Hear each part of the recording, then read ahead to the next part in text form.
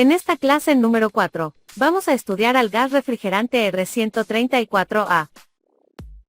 Empecemos el estudio con mi compañero Paco, quien nos va a indicar las presiones del R134A, en neveras o equipos de congelación. 1. Presión de baja para congeladores, para una temperatura de menos 20 grados Celsius. Aquí tenemos una presión absoluta de 19.404 psi. Para saber la presión que marcaría el manómetro, restamos al valor de la tabla, la presión atmosférica. De esta manera se obtiene 19.404 psi menos 14.7 psi. Esta resta da como resultado un valor de presión de manómetro de 4.7 psi. Ahora vamos a ver las presiones para equipos de refrigeración, con temperatura de menos 10 grados Celsius.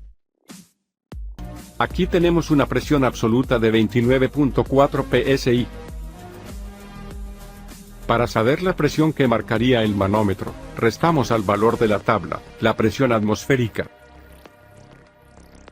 De esta manera se obtiene 29.4 psi menos 14.7 psi. Esta resta da como resultado un valor de presión de manómetro de 14.7 psi.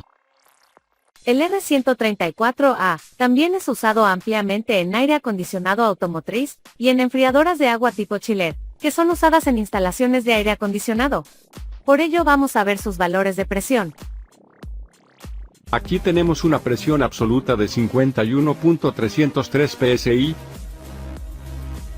Para saber la presión que marcaría el manómetro, restamos al valor de la tabla, la presión atmosférica. De esta manera se obtiene 51.303 psi menos 14.7 psi. Esta resta da como resultado un valor de presión de manómetro de 36.6 psi. En muchas ocasiones, se requiere saber la presión alta del equipo. Esto nos permite reconocer el buen trabajo del condensador y la efectividad de la compresión. Adelante Paco, con el procedimiento para encontrar esta presión. Para saber la presión de alta de un equipo que trabaja con R134A, simplemente use la temperatura ambiente, aumentada en 15 grados Celsius, y busque en la tabla el valor de presión. Por ejemplo, para una temperatura ambiente de 35 grados Celsius, aumentamos 15 grados, para obtener un valor de 50 grados Celsius. Aquí tenemos una presión absoluta de 194.04 psi. Para saber la presión que marcaría el manómetro, restamos al valor de la tabla, la presión atmosférica. De esta manera se obtiene 194.04 psi menos 14.7 psi. Esta resta da como resultado un valor de presión de manómetro de 179.3 psi. Ahora vamos a ver cómo se usa el diagrama de Moller del refrigerante R134A. Los dejo con mi compañero Luis. Empecemos buscando la presión del evaporador, que debe tener un valor en función de la temperatura de trabajo del equipo. Por ejemplo, para una aplicación de congelación, con un evaporador a menos 20 grados Celsius, típico de sistemas tipo nevera, según el diagrama de Moller, se tiene una presión absoluta de 1.3 bar. Para encontrar la presión que debe marcar el manómetro, debemos restar a la presión absoluta del diagrama, la presión atmosférica. De esta manera, al restar 1.3 bar, menos un bar de la presión atmosférica, se tiene una presión de manómetro de 0.3 bar. El manómetro azul o de baja, debe marcar 0.3 bar o el equivalente a 4.1 psi. Por ejemplo, para una aplicación de refrigeración a menos 10 grados Celsius, según el diagrama de Moller, se tiene una presión absoluta de 2 bar. Para encontrar la presión que debe marcar el manómetro azul o de baja, debemos restar de la presión absoluta, la presión atmosférica. De esta manera, al restar 2 bar menos 1 bar de la presión atmosférica, se tiene una presión de manómetro de 1 bar. El manómetro de baja o azul debe marcar 1 bar o 14.7 psi. Este punto representa la salida del evaporador, cuando no hay sobrecalentamiento del refrigerante. Pero cuando hay un sobrecalentamiento de por ejemplo 10 grados, entonces el punto de salida del evaporador se desplaza hacia la derecha. Se desplaza a la derecha, porque al sumar los menos 10 grados del evaporador, más los 10 grados de sobrecalentamiento, se alcanza una temperatura de 0 grados. Recordemos que el sobrecalentamiento es el aumento de temperatura del refrigerante en el evaporador. Ahora, para encontrar la presión del condensador del sistema, se requiere saber la temperatura del medio ambiente exterior y agregar 15 grados a este valor. Así, por ejemplo, para una temperatura del medio ambiente exterior de 25 grados Celsius, sumando los 15 grados mencionados, se tiene una temperatura de condensación de 40 grados. En el diagrama de Moller, para este valor de temperatura se tiene una presión absoluta de 10 bar. Para encontrar la presión que debe marcar el manómetro, debemos restar de la presión absoluta la presión atmosférica.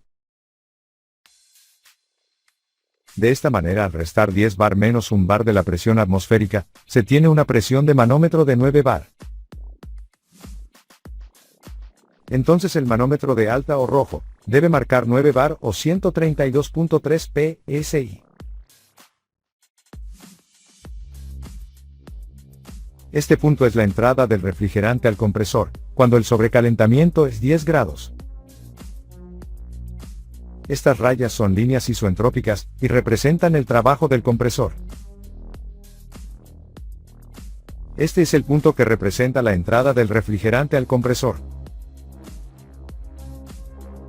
Este punto es la salida del refrigerante del compresor, y entrada al condensador. Este punto representa la salida del refrigerante del condensador, con subenfriamiento 0.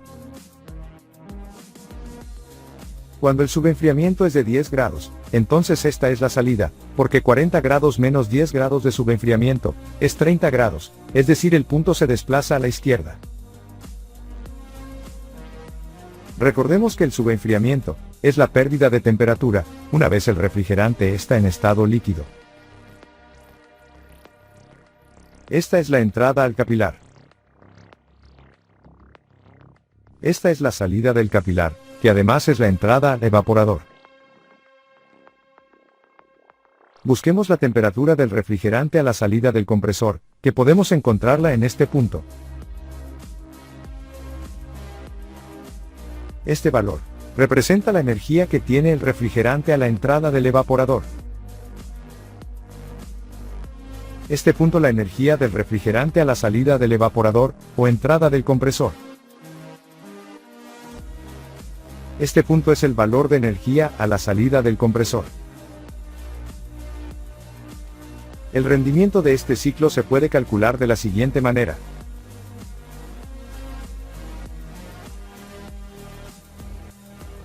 En el diagrama podemos ver las fases del refrigerante dentro del ciclo de refrigeración.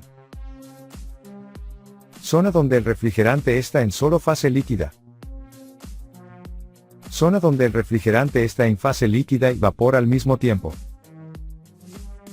Zona donde el refrigerante está en solo fase de vapor.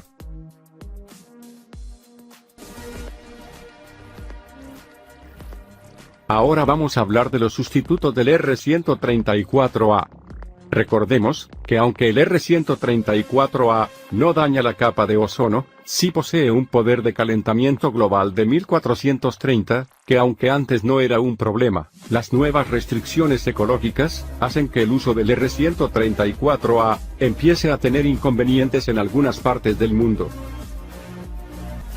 Empecemos diciendo que el refrigerante R513A es considerado actualmente como una alternativa para el reemplazo del R134A en equipos nuevos y ya existentes. 1.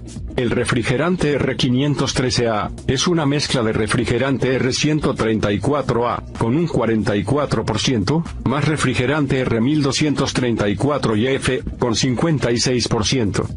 2. El refrigerante R513A es un refrigerante alternativo de bajo GWP, no inflamable, perteneciente al grupo A1, L1, que permite a los fabricantes de equipos cumplir con las regulaciones futuras de HFC. 3. El refrigerante R513A tiene un GWP de 629, pero como punto débil con una eficiencia un poco más baja al R134A. 4. El refrigerante R513A es un drop-in, sustituto directo del R134A, en equipos existentes de refrigeración comercial e industrial, de alta y media temperatura, de desplazamiento positivo, y expansión directa. 5. Además, el refrigerante R513A se presenta como una excelente alternativa en sistemas con compresores centrífugos y de tornillo. 6. Todos los compresores de la serie TurboCore de Danfoss, producidos a partir de diciembre de 2017, son compatibles con el R134A y el R513A. 7. El refrigerante R513A es una mezcla azeotrópica, sin deslizamiento. 8.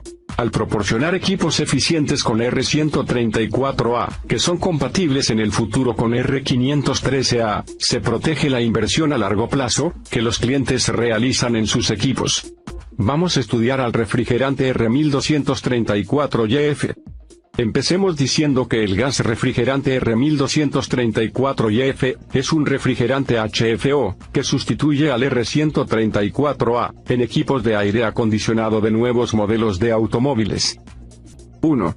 Como todos los refrigerantes HFO, el R1234YF no daña la capa de ozono, y tiene un GWP bajo de solo 4. 2. El refrigerante R1234YF tiene una gran estabilidad térmica y química, una baja toxicidad, y es ligeramente inflamable, además de tener una excelente compatibilidad con la mayoría de los materiales. 3. La clasificación de seguridad del refrigerante R1234YF es A2L. 4. El refrigerante R1234YF es miscible con los aceites sintéticos poliésteres POE, y polialquilenglicoles, PAG, por lo que debe de utilizarse siempre con este tipo de aceites. 5. Es importante mencionar que el refrigerante R1234YF también se utiliza en enfriadoras de agua, chillers, del sector industrial y comercial. 6. Desde el 1 de enero de 2018, en muchas zonas es obligatorio que los fabricantes de vehículos empleen el R1234YF en los sistemas de climatización automotriz. 7. La ley obliga a usar un refrigerante con un GWP inferior a 150 en los sistemas de aire acondicionado automotriz. Actualmente el R1234YF es la mejor alternativa.